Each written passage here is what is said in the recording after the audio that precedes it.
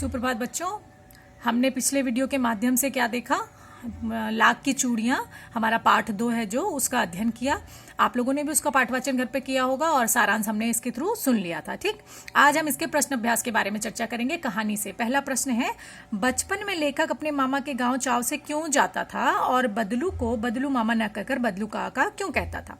तो बचपन में लेखक अपने मामा के गांव बहुत चाव से जाया करता था क्योंकि उसे वहां रहने वाला बदलू मनिहार रंग बिरंगी लाख की गोलियां दिया करता था जो उसे बहुत ही प्यारी लगती थी। वह बदलू मामा कहने की बजाय बदलू काका इसलिए कहता था क्योंकि उसके मामा के गांव के बच्चे बदलू को बदलू काका कहते थे, इसीलिए अन्य बच्चों के साथ रहते रहते वो भी उन्हें बदलू काका कहने लगा। ठीक, आइए दूसरा प्रश्न देखते हैं। वस्तु विनिमय क्या है? विनिमय की प्रचलित पद्धति क्या है? तो वस्तु विनिमय वह पद्धति होती है बेटा जिसमें किसी वस्तु को देकर अपनी मनचाही वस्तु खरीदी जाती है। पहले के जमाने में यही होता था। ठीक, तो इस प्रकार वस्तुएं पाने के लिए हम पैसे की जगह वस्तुओं से ही वस्तुओं का लेन देन करते हैं। बदले समाज में आज वस्तुओं से वस्तुएं नहीं खरीदी जाती। आज ऐसा करना संभव नहीं है, इसलिए रुपए पैसों के बदले ली जाती हैं। लेकिन वस्तु विनिमय क्या होता है? जब वस्तु के बदले किसी अन्य वस्तु को देकर हम उस वस्तु को लेते हैं तो उसे वस्तु विनिमय कहते हैं। ठीक है, ये दूसरा प्रश्न। आइए तीसरे पे आते हैं। मशीनी युग ने कितने हाथ काट दिए? इस पंक्ति में लेखक ने किस व्यथा की ओर संकेत किया है?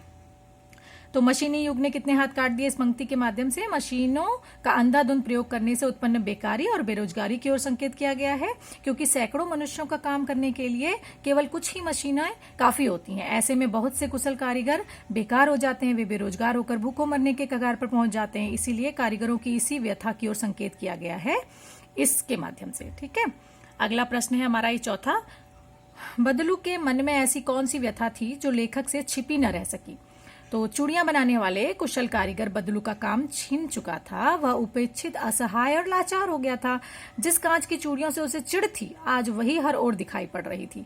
अब कारीगरी के बदले कम सुंदरता तथा चमक को महत्व दिया जा रहा था। यही व्यथा लेखक से छिपी न रह सकी।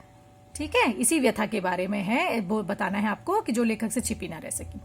अंतिम इसका प्रश्न है कहानी से का पांचवा। मशीनी युग से बदलू के जीवन में क्या बदलाव आया? तो मशीनी युग के कारण बदलू का काम छिन गया था, वह बेरोजगार हो गया था। पहले भी आपको बताया मैंने। उसे गरीबी में जीवन बिताना पड़ा, उसे अपनी गाय बेचनी पड़ी, वो कमजोर तथा वृद्ध हो गया, उसके माथे पर नशें उभर आई, वह बीमार और चिंतित रहने लगा। इन सारी समस्याओं का सामना उसे मशीनी युग के आने के बाद करना पड़ा। ठीक है, ये आपने कहानी पढ़ा होगा तो आपको समझ में आया होगा। अब आइए कहानी से आगे के प्रश्न को देखते हैं। इसमें 2 प्रश्न हैं ये जो आपको नोटबुक में लिखने हैं।